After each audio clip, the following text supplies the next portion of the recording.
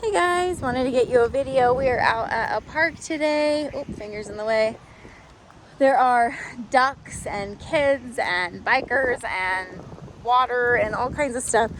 We just did a session here with another client. I try to bring Tobias with me if we meet up at parks, and so he's getting lots of exposure to just various things. So I wanted to show you just some of the stuff that I have found to be functional. Every single time I take a dog to a new place, I always find new things to work on just because it's not their norm, and so they always end up, just kind of exposing where they're lacking a little bit, but it's good because we can kind of work through it. So I've been working a ton on leave it when he gets really excited. So these ducks right here are his kryptonite. He just wants so badly to investigate them or chase them. I don't know what he wants to do. Maybe he wants to eat one.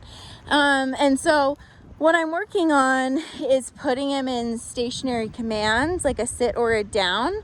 I even brought this little place. We were working with a client on the place bed out here. Place. Good job, buddy. He's like, I already know what we're doing. And so what I'm working on is teaching him a leave it. And this is so beneficial just if I feel like his state of mind is going to lead to silly, big puppy decisions.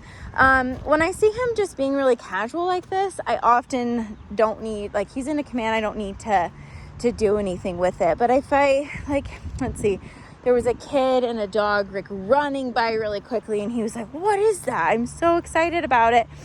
Now, that can lead to reactivity. Now, reactivity doesn't always mean aggression. A lot of people are like, oh, reactivity means my dog's bad. Sometimes reactivity is just I get off the place bed really dramatically and I go over and I say hi. I mean, that's a reactive state of mind versus a state of mind that's thinking about obedience. So when I say reactivity, I don't always mean that, big, crazy, aggressive, terrifying outbursts.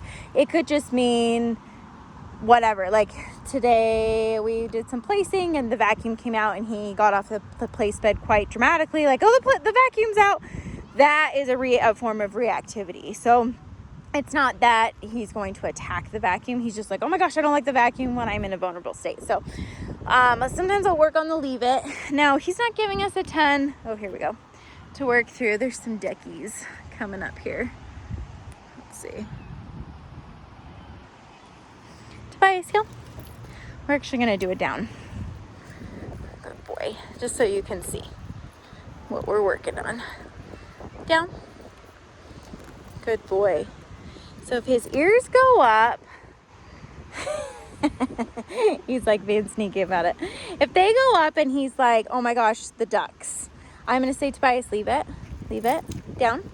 And I'm going to make sure he stays in that down though. So if he gets up really dramatically, he wasn't paying attention. So that's always a good indicator. He's like, oh, I forgot what we were doing because I was focused on the ducks. When I tap the button and I say leave it and he looks at me, good boy, while still in a down, then I know, okay, you are with me. You're able to get off of whatever your brain is leading you to. Tobias, heel. I do this for a lot of things. So if I feel like his mind is going to get excited, he's just not going to make the best decisions being, 6 going on 7 months old. He's a baby. He's going to just kind of be stupid, frankly. I don't mean that in a mean way or anything like that, because he's really smart and he's really trainable, but his brain turns off when he gets excited. And when he gets excited, it feels like an earthquake because he's huge. So, if it was like a little tiny mini golden doodle, you wouldn't even notice, but with him, you do. And so I want to make sure that, there's benefit to it. I can definitely clearly see where he's at mentally. And so, yeah. Another thing, what I'm finding is when we're at home, he's doing really well with the e-collar. When we're out and about and there's distractions, I will often see that he tries to shake or itch the e-collar off to avoid focusing on me. So how we work through that is when I change directions, he's doing really great right now. But if I need to I'll follow up with the leash. So right here, I'm tapping I'm holding down on the e-collar and I'm tapping on the prong, or popping on the prong, I guess would be a better choice of words there.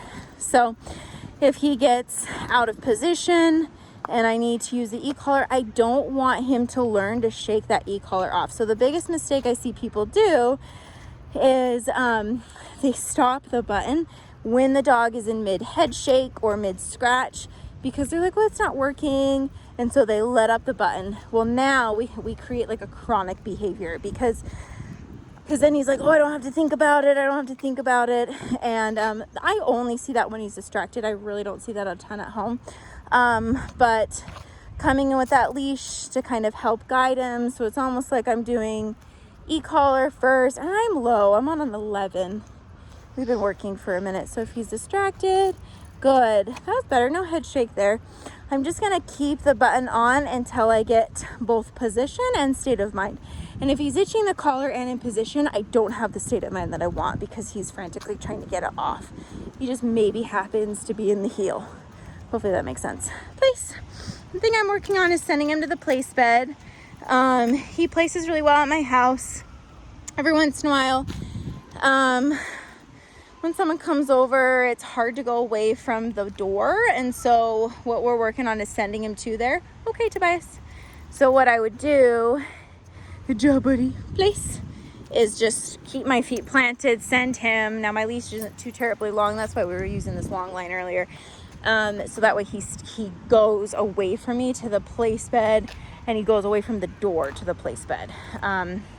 That's tricky. He gets tired. Okay. It's funny. He gets tired really fast. That's the nice thing about Danes, is they don't have all the energy that comes with like border collies or German shepherds.